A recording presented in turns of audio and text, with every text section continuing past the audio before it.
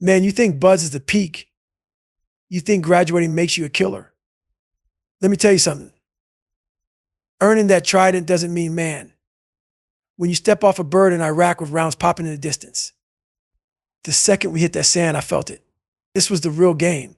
This wasn't instructors yelling. This wasn't rubber boats and log PT. This was fucking war. Real death, real blood. And no do-overs. SEAL Team 5 wasn't some warm-up squad.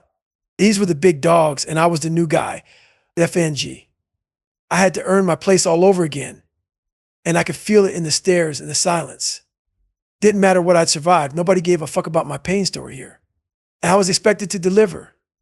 No excuses, no mercy, just results. You either showed up ready to kill, or you got people killed. First night on base, I laid in my rack, wired as hell. I couldn't sleep. Couldn't relax. I just kept replaying every scenario in my mind. Entry drills, ID, ambushes, shit getting loud. I wasn't scared of dying. I'd made peace with that back in training. What I was scared of was fucking up, freezing, letting someone down, losing a brother, because I blinked. I didn't want to be a liability. I wanted to be the guy they counted on when shit hit the fan. That pressure, I welcomed it. I needed it. It kept me sharp. Every morning I trained like I was stealing buds. Pull-ups, push-ups, long-ass runs in the heat. While some guys took it easy, I was out there dripping sweat before the sun came up.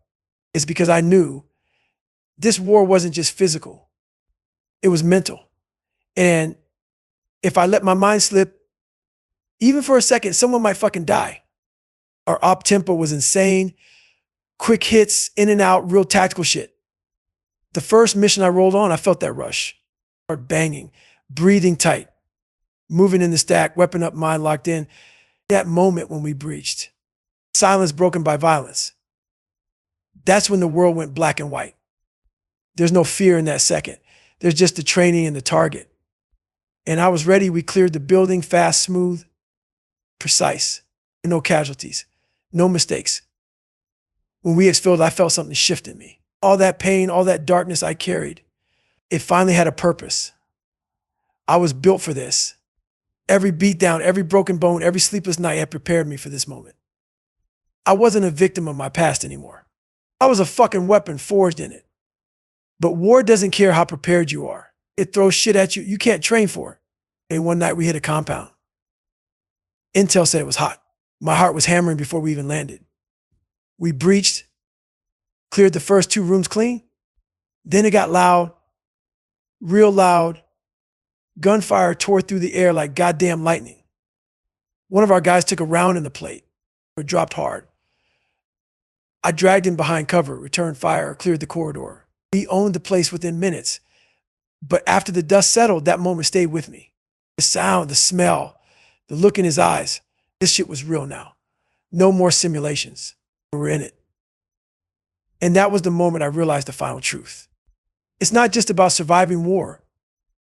It's about owning it and in it, becoming one with it. Because once you're there, there's no going back. The hard part, it wasn't the missions. It was the quiet moments after. Sitting in the dark, boots off, rifle clean, thinking about everything in the people we took out, the choices we made. You start asking yourself, who am I becoming? Am I still me or just a shadow with the trigger? But that's when I had to remember who the fuck I was. I wasn't out here for medals. I wasn't some mindless operator. I was a man who had suffered enough to know exactly why he was fighting. I wasn't lost in the war. I was forged by it. Some guys go home broken. Not me. I was broken long before I ever put on a uniform. The war didn't break me. It gave me direction. It gave me purpose. People back home always ask, what's it like over there? They want sound bites, war stories, hero shit. But I don't give them that. I tell them the truth. It's dirty. It's loud. It's pain and fear wrapped in purpose. It's a job you do because someone fucking has to. You don't celebrate the kills. You don't high five over bodies. You do your job. You protect your team.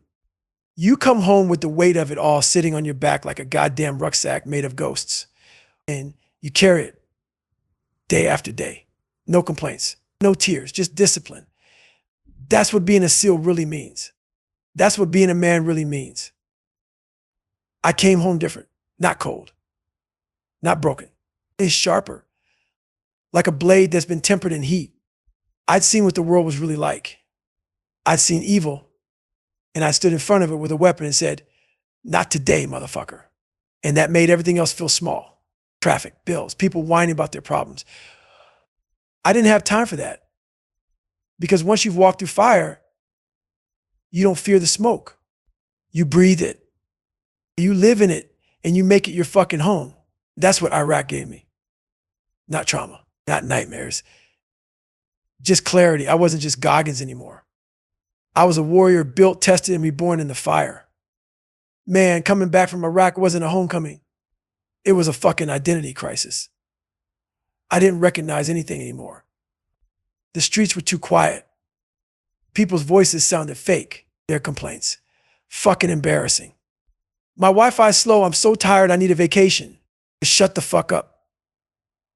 You ever drag your teammate's bleeding body through a hallway lit by gunfire? No, then maybe sit this one out.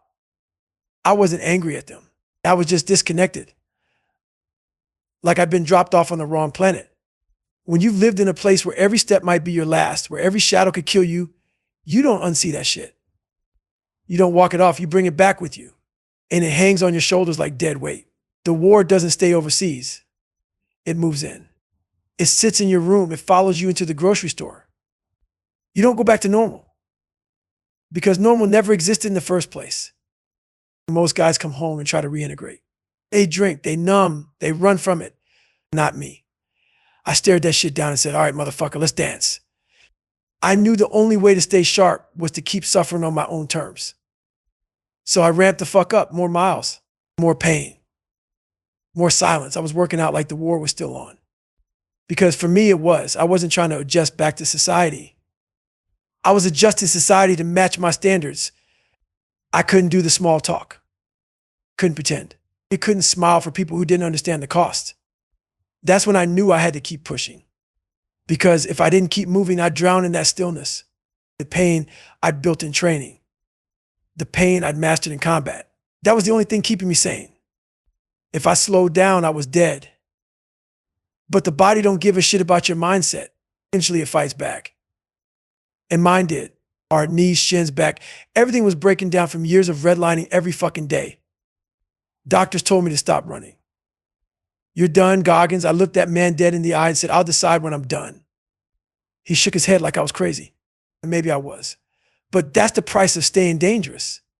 I didn't want to be comfortable. I wanted to stay at war, even if it was a war with my own body. That's when I doubled down. Started reading more, studying, learning. Not just books on fitness or tactics. Philosophy, psychology, neuroscience. If I couldn't push my body, I'd sharpen my mind into a fucking blade. Because the minute you stop evolving, you start dying.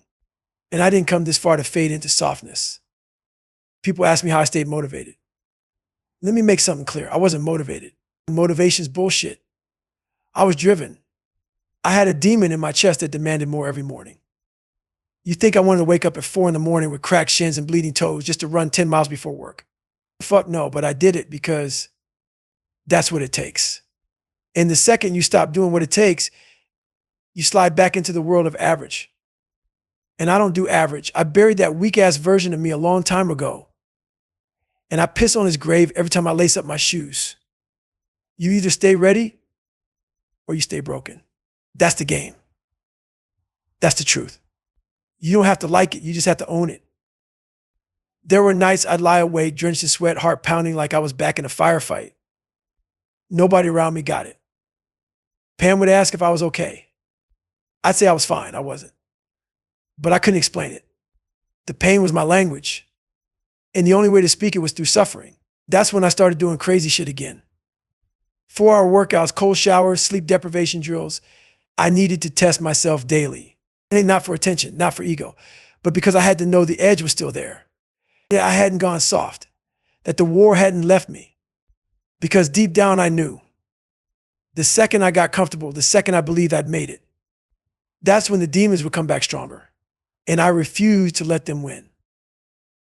Man, there's a point in every savage's life when the grind no longer looks like forward motion.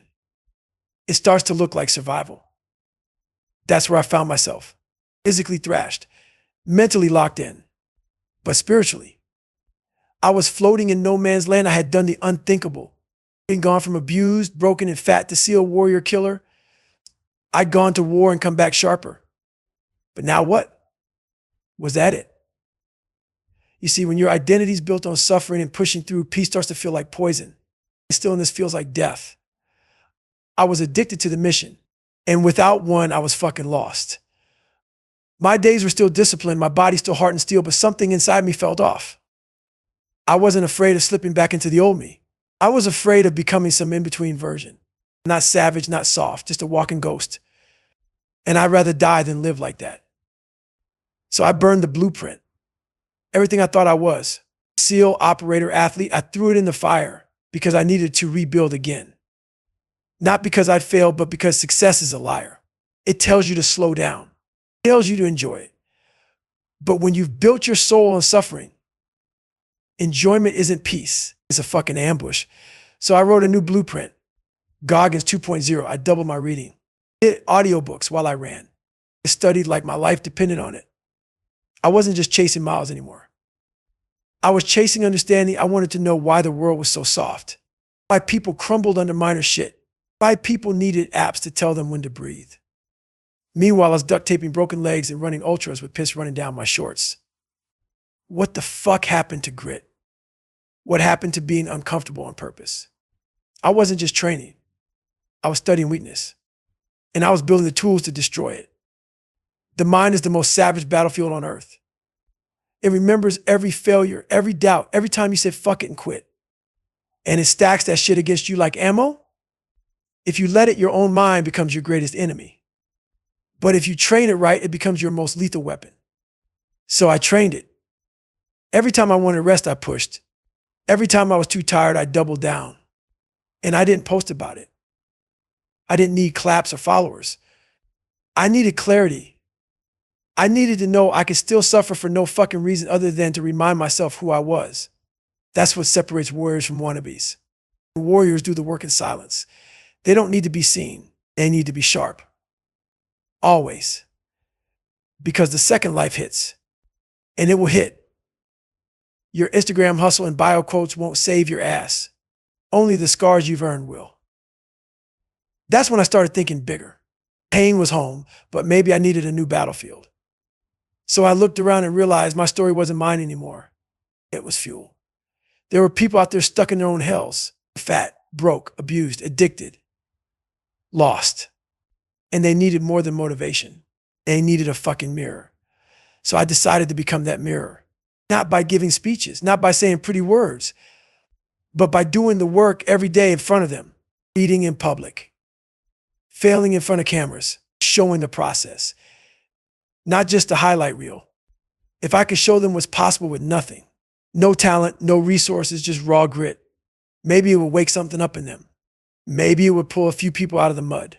That became my next mission. Use my pain to expose their lies. Because we all lie to ourselves. And someone's got to say, fuck your excuses. It wasn't about being a role model. I'm not that. I'm proof. Proof that you can come from hell and still build heaven brick by bloody brick. Proof that your past isn't your final form. You just got to suffer enough to find out what's under all that fear and bullshit. And once you find it, you protect it like a fucking flame in a hurricane. You feed it with discipline. You guard it with hard decisions. You become the savage you were born to be. Not the soft-ass version life tried to turn you into. That's what I did. That's what I still do every day. Because pain don't stop. Fear don't stop. Life sure as fuck don't stop. And neither do I. Man, you know what the hardest part of staying hard is? You're doing it when nobody's watching. No spotlight. Or no likes. No claps. Just pain, silence, and the motherfucking grind. After I came back and rebuilt my blueprint, I didn't start posting about it.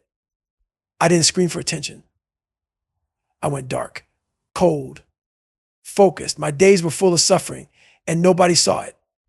I'd wake up while the world slept and run in the dead silence of morning. Knees screaming, feet bleeding, heart pounding. And I loved it because that's where the real ones live, not in the headlines, in the shadows, in the lonely ass places where you break yourself down because you want to, not because anyone told you to. That silence became my sanctuary. There were no distractions and no bullshit. Just me, the road, and the next step.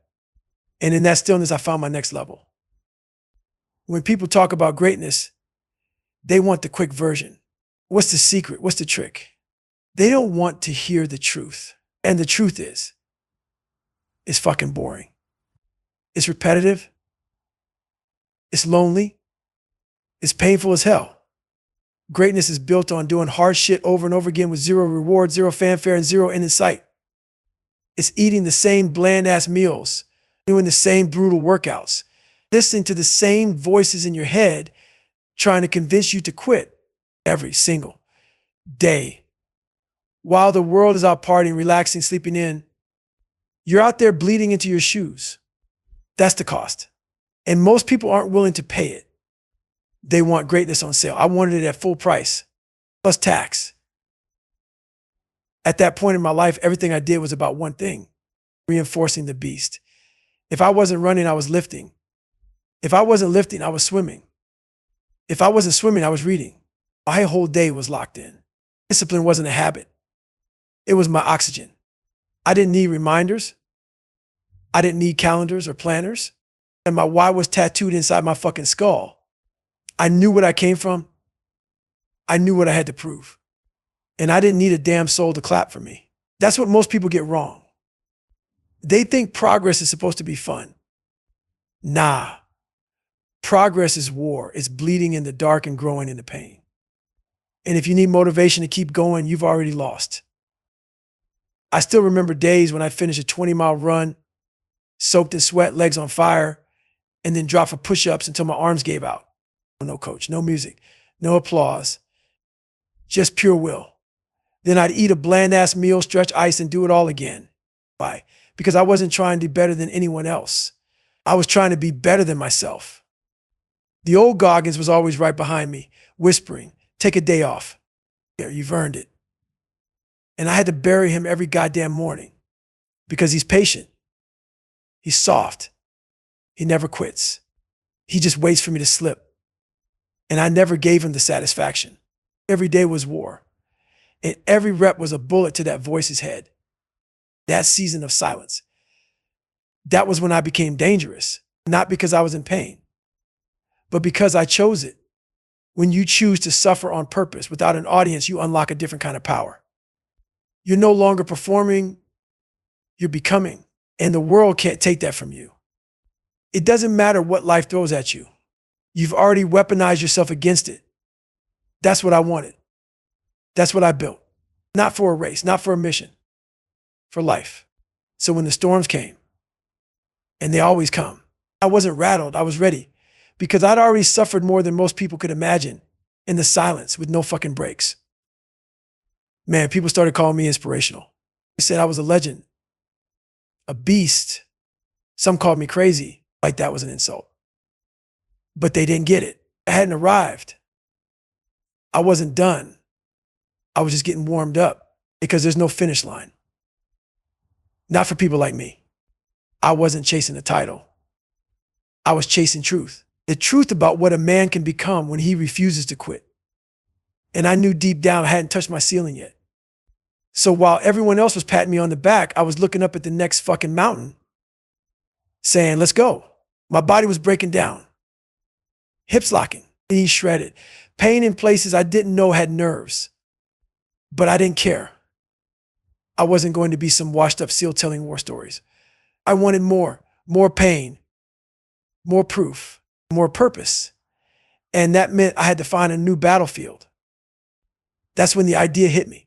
Pull off something so ridiculous it would shut up even the demons in my own head. It's something that would break most humans, but maybe, just maybe I could crawl through. I wanted to qualify for the toughest endurance events on earth. In Badwater, Ultraman's world-class shit. In the catch. I had to do it on a timeline that would crush any normal human. And no base, no coach, no warm-up, just guts. I've been running long distances on raw knees, but nothing like this. Still, I signed up for the Hurt 100, one of the nastiest ultramarathons around. Hills that feel vertical, roots in mud and pain with no mercy. I didn't care if I collapsed, didn't care if I had to crawl across the finish line. I needed a reminder that the fight wasn't over, yet there was still something worth suffering for. Comfort wasn't an option. Greatness never is. Training for that shit was hell. Every run felt like dragging an anchor. My legs were shot. Every step was pain. But I kept going. Because that's the truth people don't want to hear. Progress hurts. And if it doesn't, it's not real. I'd wake up sore, tape my legs, and hit 15, 20 miles before work. My toenails looked like battlefield casualties. Skin ripping off my heels, blisters stacked on blisters. But I smiled through it because I knew what that pain meant. I was alive. I was still a savage. And I still had miles left to give. That was my obsession. Not the race, not the result. Just the work, the suck. The process of getting back into the fight and reminding the world and myself that Goggins is never out of gas. The race day came fast. I lined up next to some of the best runners in the world. Lean, clean, sponsored up. I didn't look like them. I didn't belong on paper, but I wasn't there to fit in. I was there to bleed and to suffer, to find out if the old war dog still had teeth. The first 30 miles went smooth. Then it got dark, real dark. Legs locking up, stomach flipping, vision blurring. Every hill felt like Mount Everest. I stopped at an aid station, looked down and saw blood in my shoes. It's dark red. I was wrecked, but I wasn't done. I taped up, cracked my back and said, "Let's go, motherfucker." And I kept moving. Because pain don't mean stop. It means go harder. That finish line didn't come easy.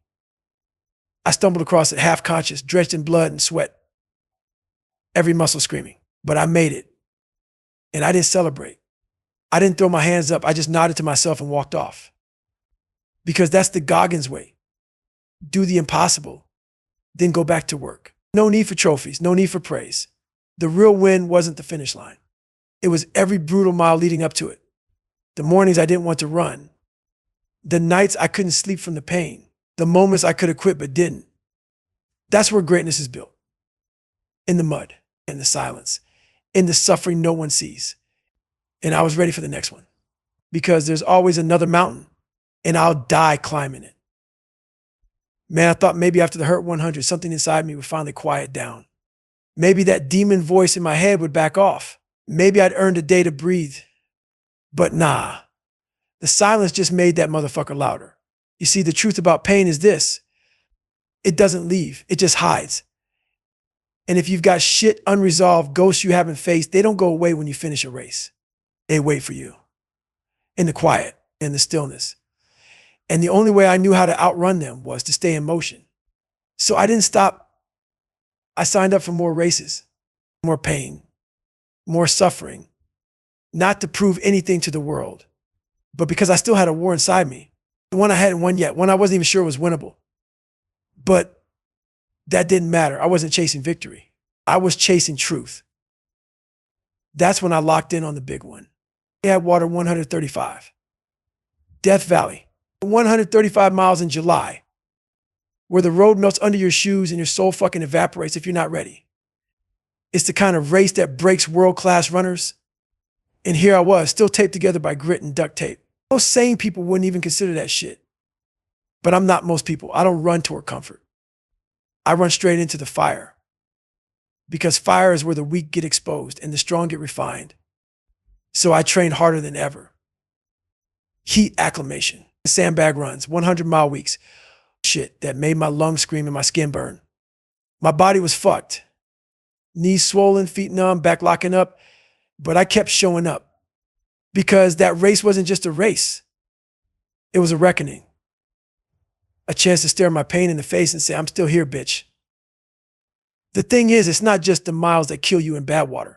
It's the mind games, the hallucinations, the doubt, the sheer scale of it.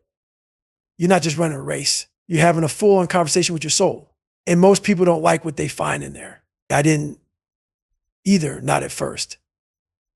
But I stayed in that pain cave. I set up camp there, Because once you get past the screaming, past the bullshit, past the voice telling you to quit, there's something pure, something real. And that's where I lived. While other runners were worried about hydration strategies, I was thinking about every time someone told me I was too dumb, too black, too broken, too slow, I was stacking that shit like firewood, ready to burn it all down in the desert heat. Race day came and it felt like stepping into a furnace. Pavement over 120 degrees. The sun hammering down like a goddamn executioner. But I didn't flinch. I'd already suffered more in training than most people will in their whole lives. That's that starting line. It wasn't the beginning. It was just another round. I ran smart but savage. Paced myself but stayed aggressive. And mile after mile, I passed people. Not with ease, but with purpose. And my legs screamed. My body begged. But my mind was locked the fuck in. By mile 90, I was a mess. Blisters torn wide open. Eyes bloodshot. Vision spinning. But I didn't stop. Because pain is temporary. But quitting is forever. And I don't do forever regrets. Somewhere after mile 100, I started losing track of time. My body was basically in shock. But my soul had never been clearer. Every step was agony, but I smiled through it because I knew this is what greatness feels like.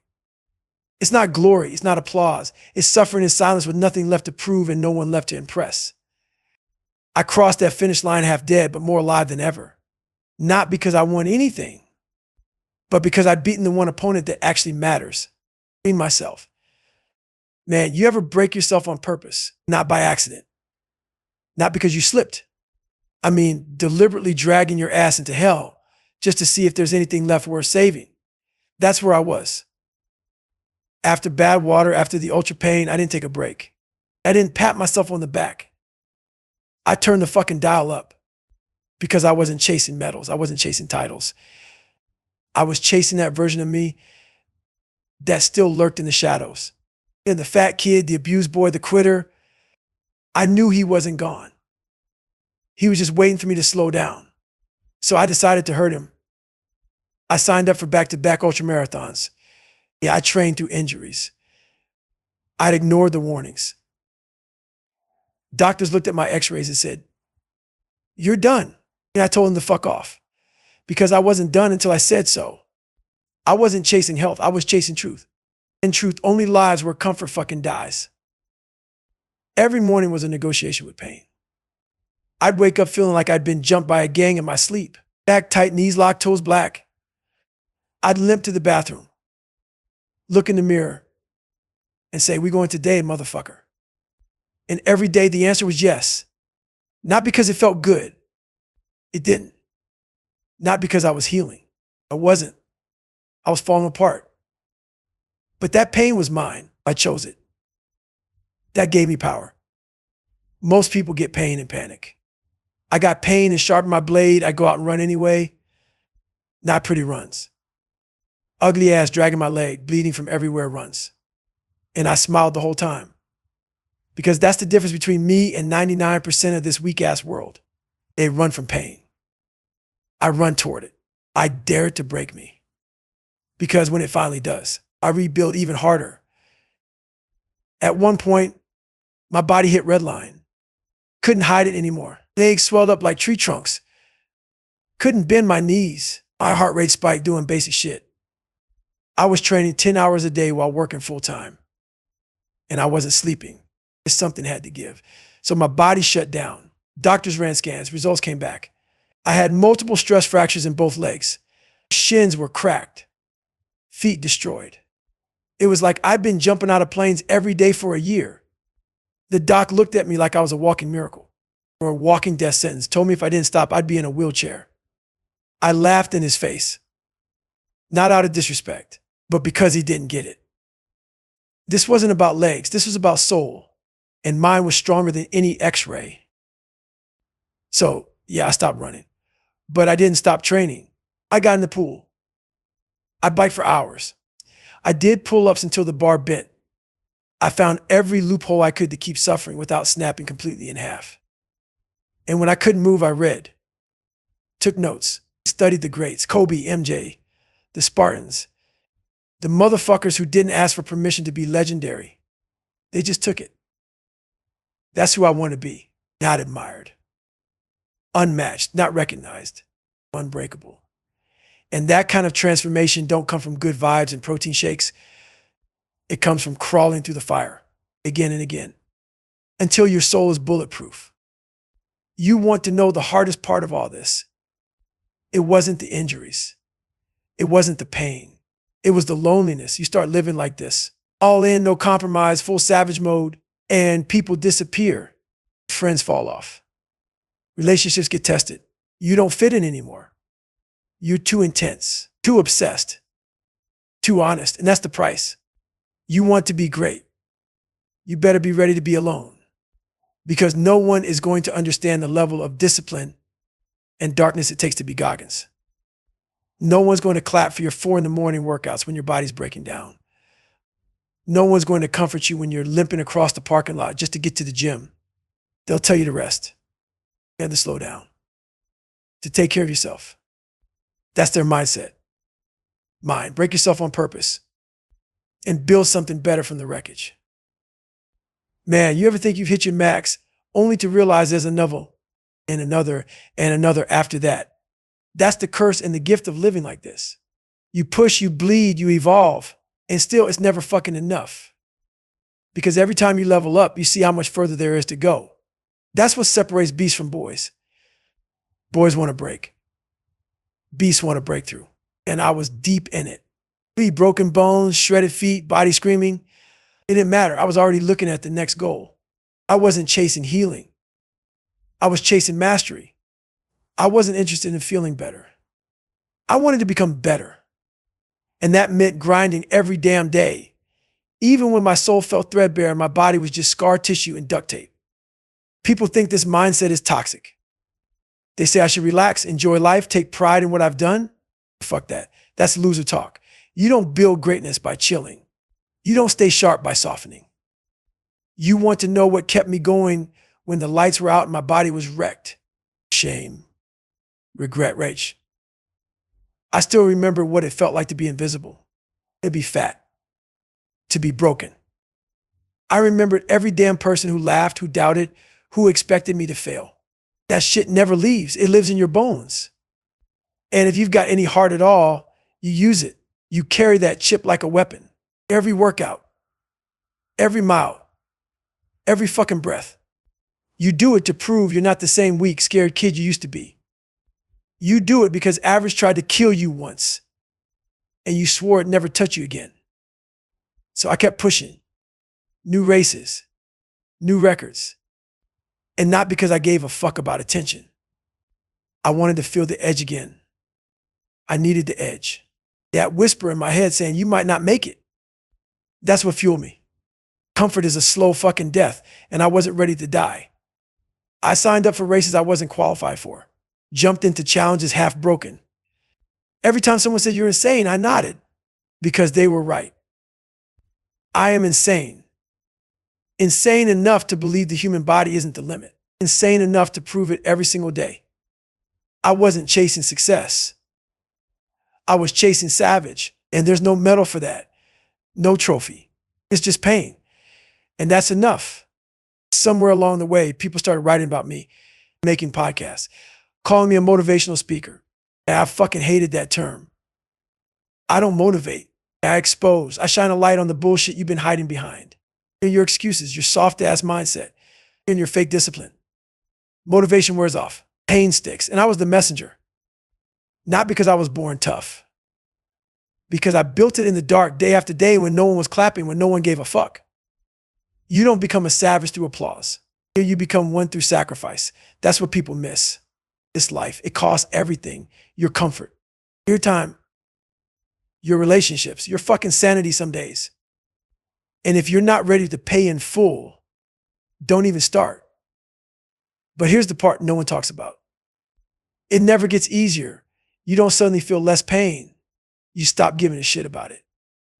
I still wake up with aches that feel like someone took a bat to my joints. I still go through days where I have to convince myself to get moving. But I go. Every single time. Because I know what's waiting if I don't. Regret. Regret is a silent killer. It's slow, quiet, and it rots you from the inside out. That's why I keep the gas pedal slammed. That's why I still do ice baths at midnight, still wake up at 4 in the morning, still run when I can barely walk. Because that pain means I'm still alive. It's still in the fight. It's still dangerous. I don't chase happiness. Happiness is a weak-ass target. Fleeting, conditional. I chase fulfillment. And that comes from doing hard shit on purpose, even when no one cares, even when your body begs you to quit. I've found peace in pain. That's the secret. You don't wait for motivation. You don't wait for inspiration. You make war with what you've got. And you do it daily. I'm not special. I'm not gifted. I'm just a guy who learned how to suffer and built a life around it. That's available to everyone, but almost no one wants it. Too messy, too raw, too real. That's why so many people die full of dreams, full of potential, full of what ifs. Not me. I'll die empty and nothing left. Because I gave it all away in miles and blood and sweat and fucking truth. So, yeah, maybe I've done more than most. Maybe I've crossed lines others never dared approach. But that doesn't mean I'm finished.